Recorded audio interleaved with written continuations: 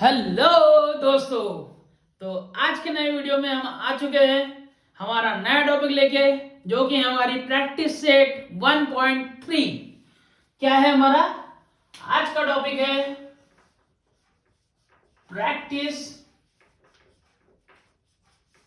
Practice set 1.3। इसके previous videos में हमने प्रैक्टिस सेट 1.1, 1.2 इसको पूरी तरह से कवर कर लिया है। तो अगर आपको उसमें से कुछ डिफिकल्टी जा रही है तो प्लीज मेरे प्रीवियस वीडियोस को देखिए, और अगर आपको प्रैक्टिस सेट 1.3 देखना है तो बने रहिए आज के वीडियो में। तो अभी हम देखेंगे प्रैक्टिस सेट 1.1 का सबसे पहला क्वेश्चन, जो कि डिटर्मिनेंट पे बेस है। काय पे बेस है? ये एक्सरसाइज पूरी तरह से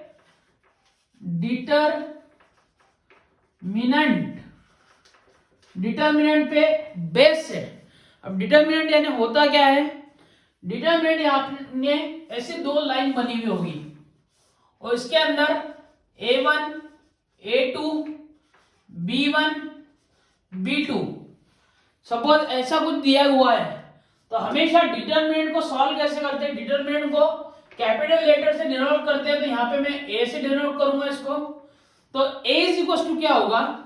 ए इक्वल टू होगा, यहाँ पे क्रॉस मल्टीप्लीकेशन करना है, इसको इससे मल्टीप्लाई करना है और इसको इससे मल्टीप्लाई करना है हमको, और दोनों के बीच में एक माइनस का साइन लगाना है। तो किस प्रकार से होगा? A1 B2 minus B1 A2 B1, इसको बोलते हैं हम डिटर्मिनेंट सॉल्व करना। डिटर्मिनेंट हमेशा हम कैपिटल लेटर से डिनोट करते हैं, और इन जो वेरिएबल है नंबर्स, ये सारे रियल नंबर है। मतलब A1, A2, B1 and B2 are real number.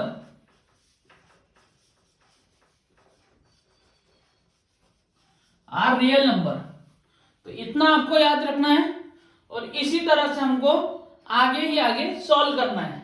अगर मैं देखता हूं यहां पे, अगर 1, 2, 3, 4 ऐसे वैल्यूज है, तो हम यहां पे क्रॉस मल्टीप्लाई करेंगे और इस ए का आंसर निकालेंगे। तो इक्वल टू क्या होगा? 1 इंटू 4 माइनस, हमने क्या किया? 1 इंटू 4 ऐसा मल्टीप्लाई किया, और ये उल्टा मल्टीप्लाई करेंगे 2 इंटू 3। क्या आपको समझ रहा है? ये 2 इंटू 3 माइनस साइन लगाया बीच में, इक्वल टू 1 4 जा ये हो गया 4, माइनस साइन लगाया बीच में, 2 इंटू 3 ये हो गया 6। तो हमारा आंसर क्या आ गया? -2। ये हो गया हमारा -2 आंसर। ये हो गया डिटरमिनेंट को सॉल्व कैसे करना है। तो हम देखते हैं प्रैक्टिस सेट 1.3 की ओर। तो मैं निकाल लेता हूं प्रैक्टिस सेट 1.3। प्रैक्टिस सेट 1.3 जो कि है हमारे पेज 1.3 पेज नंबर है 16। पेज नंबर है 16। चलो पेज नंबर निकाल लीजिए 16 सब लोग, और सॉल्व करिए पहला क्वेश्चन किस तरह से दिया है? पहला क्वेश्चन दिया गया है, fill in the blanks with correct number.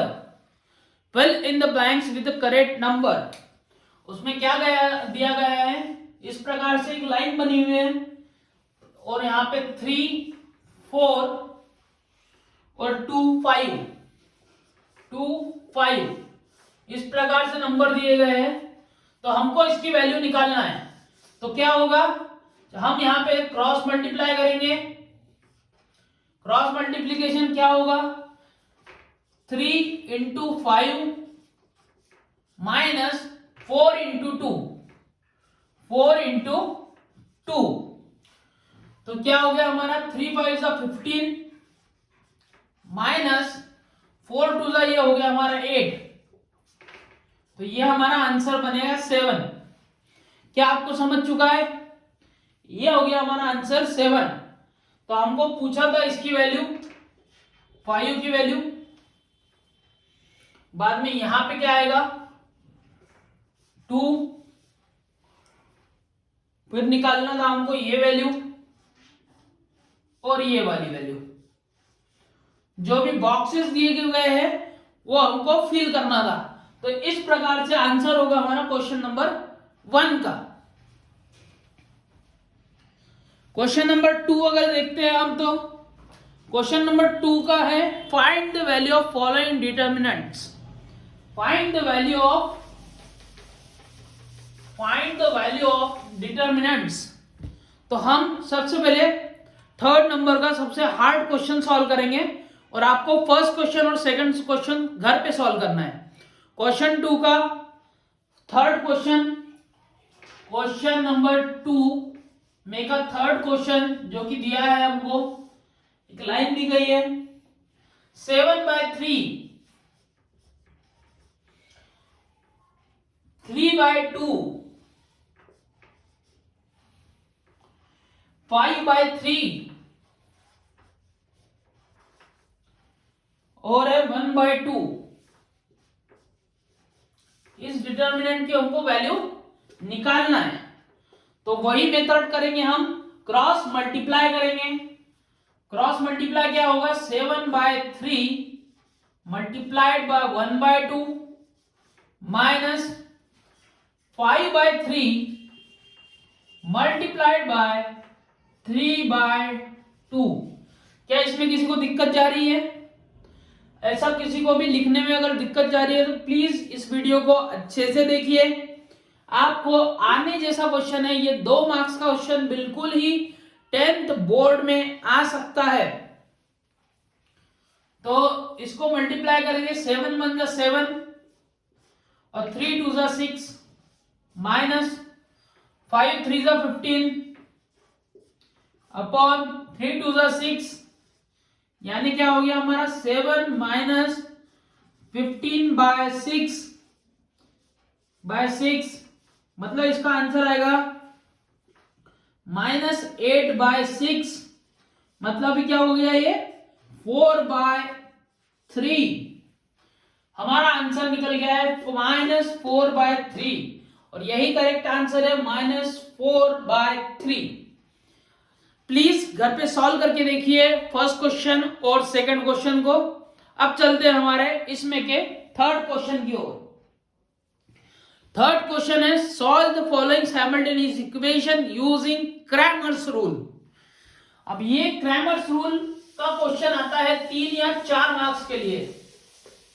आपके बोर्ड में 3 से 4 मार्क के लिए अगर कोई क्वेश्चन आ रहा है तो वो आएगा क्रैमर्स रूल का। किस चीज का? Cramer's rule. और ये आपके लिए आईएमपी है।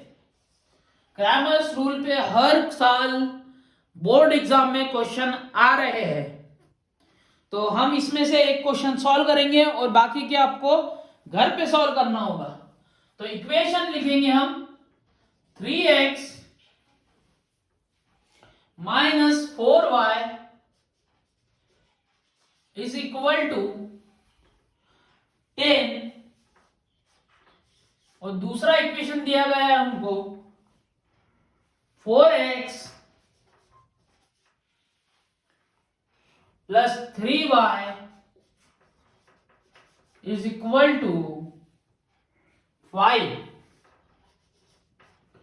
तो हमेशा याद रखेंगे हम इस क्वेश्चन को और इस क्वेश्चन है, इस इक्वेशन को और इस इक्वेशन को हम कंपेयर करेंगे। किससे कंपेयर करेंगे? a1x plus b1y is equal to c1, a2x plus b2y is equal to c2। इन इक्वेशन से हम कंपेयर करेंगे। उसके बाद हम डिटर्मिनेंट d की वैल्यू निकालेंगे जो कि निकलती है a1 a2 b1 b2। dx की वैल्यू निकालेंगे। dx की वैल्यू कैसे निकालेंगे? c1 c2 b1 b2।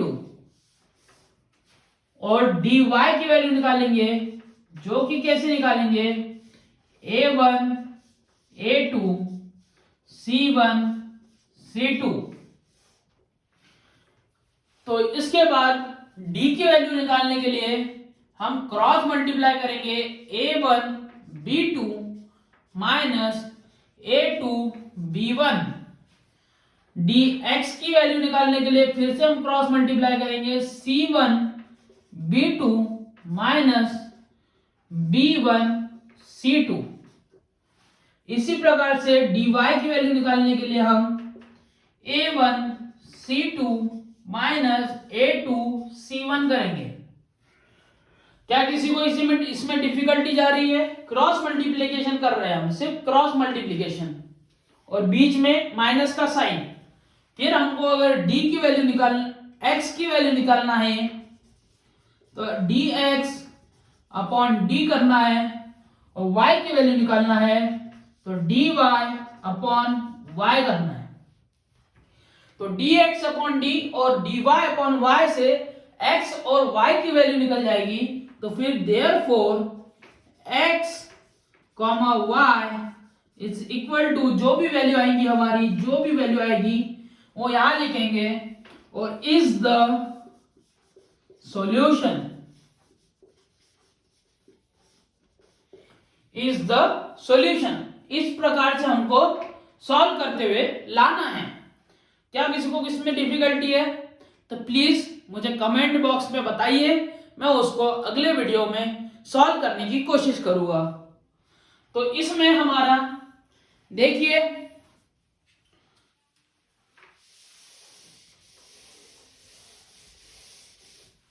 तो देखिए d की वैल्यू क्या आएगी, a1 की वैल्यू क्या है, इससे कंपेयर करते हैं तो a1 की वैल्यू आ गई 3, a2 की वैल्यू क्या आएगी, a2 की वैल्यू ये रही 4, b1 की वैल्यू क्या है -4, हमेशा साइन के साथ लेना है -4, और b2 की वैल्यू क्या है +3। तो ये हमारा निकल गया d। फिर dx क्या निकलेगा, c1 की वैल्यू क्या है, ये रही c1 की वैल्यू जो कि है 10, और c2 की वैल्यू जो कि ये रही c2 की वैल्यू 5।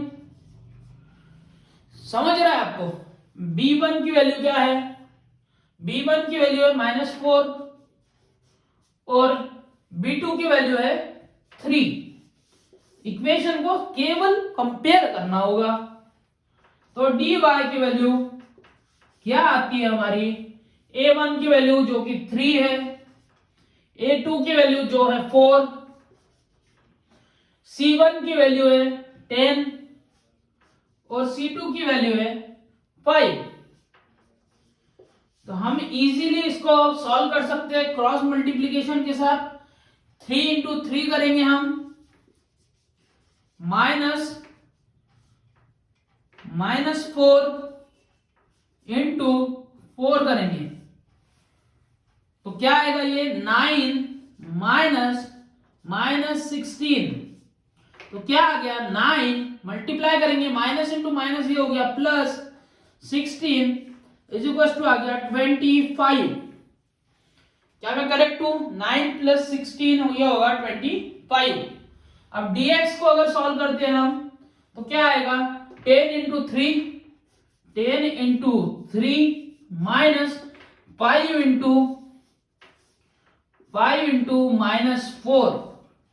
तो क्या आएगा, ये 30 माइनस 20।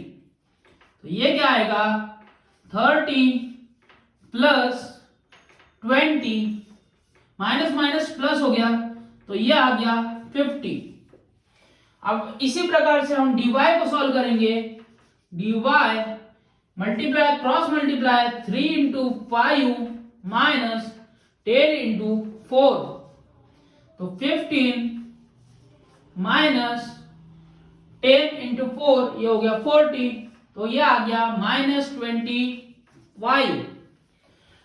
तो यहां तक के जाने के बाद हमको x और y की वैल्यू निकालना है। तो x इज इक्वल टू क्या होगा, dx अपॉन d, तो dx की वैल्यू कितनी आई है, dx की वैल्यू है 50 और d की वैल्यू है 25, तो ये हो गया हमारी 2। तो ये निकल गया हमारा x is equal to 2, x is equal to 2। और इसी प्रकार से हम y की वैल्यू निकालेंगे जो कि होगी dy अपॉन d, और dy की वैल्यू क्या है -25 अपॉन 25, मतलब ये आ गया -1, y की वैल्यू आ गई -1, y की वैल्यू आ गई -1।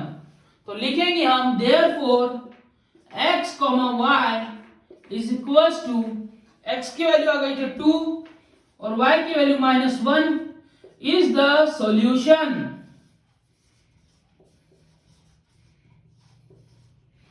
इस प्रकार से आपको क्रैमर्स रूल को सॉल्व करना है। ये क्वेश्चन 3 से 4 मार्क के लिए पेपर में आने की बहुत ज्यादा संभावना है। तो इसी प्रकार से आपको क्वेश्चन 3 को सॉल्व करना है, और किसी भी प्रकार की डिफिकल्टी जाती है तो प्लीज मेरे कमेंट बॉक्स में बताइए, मैं आगे जाके इसको सॉल्व करूंगा। तो please like, share and subscribe to my channel Prajwal Durakkar. Thank you.